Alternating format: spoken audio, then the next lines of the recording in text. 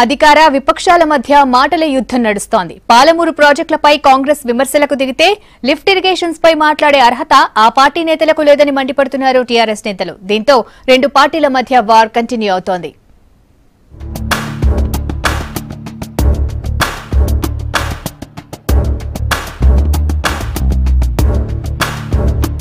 పాలమూరు ప్రాజెక్టులపై టీఆర్ఎస్ కాంగ్రెస్ మధ్య war continue అవుతోంది. పాలమూరు రంగారెడ్డి లిఫ్ట్ ఇరిగేషన్ ప్రాజెక్టులపై రౌండ్ టేబుల్ సమావేశం నిర్వహించారు కాంగ్రెస్ నేతలు. ప్రాజెక్టులను ప్రభుత్వం త్వరగా పూర్తి చేయాలన్నారు.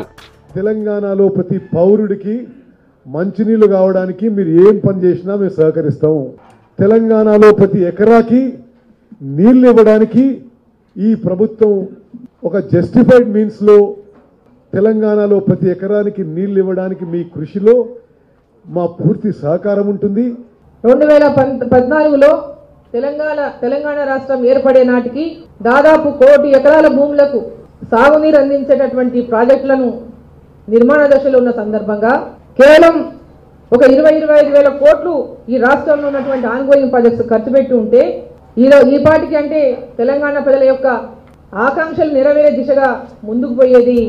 కాంగ్రెస్ నేతల విమర్శలపై కౌంటర్ అటాక్ కు దిగారు టీఆర్ఎస్ నేతలు. ప్రతిపక్షాలకు విమర్శించడం తప్ప వేరే పని లేదని మండిపడ్డారు. పాలమూరు రైతులకు నీళ్లు వస్తూ ఉంటే ఓర్వలేక విమర్శలు చేస్తున్నారన్నారు. ఇన్ని సంవత్సరాలు అధికారాన్ని అనుభవించిన నాయకులు, మంత్రులుగా ఇంకా అనేక రకాలుగా దాదాపు ఒక 20-30 సంవత్సరాలు పదవులు అనుభవించిన నాయకులు జిల్లా అభివృద్ధి అవుతుంటే సంతోషపడేది పోయి వాళ్ళ అక్కసు ఈరోజు వెళ్ళబోస్తుంటే ఇలాంటి వ్యక్తులు మా జిల్లాలో పుట్టడమా అని ఒక బాధ కలుగుతాం. ప్రజల చేత తిరస్కరించబడి ఈరోజు రాజకీయంగా ఎక్కడ కూడా మాకు అవకాశాలు లేవనే ఒక భయాందోళనలో మీరు మాట్లాడుతున్నటువంటి భాష మాకు కనిపిస్తూ ఉంది. ఖబర్దార్, మీరు అదే రకమైనటువంటి భాష మాట్లాడినట్టయితే మేము కూడా సహనం కోల్పోయేటువంటి పరిస్థితులు వస్తాయి. ముఖ్యంగా పాలమూరు రైతాంగం సహనాన్ని కోల్పోయేటువంటి ప్రమాదం వస్తుంది. అనుకున్న టైంలోగా ప్రాజెక్టులు కట్టేందుకు ప్రభుత్వం ప్రయత్నిస్తోందన్నారు టీఆర్ఎస్ లీడర్లు.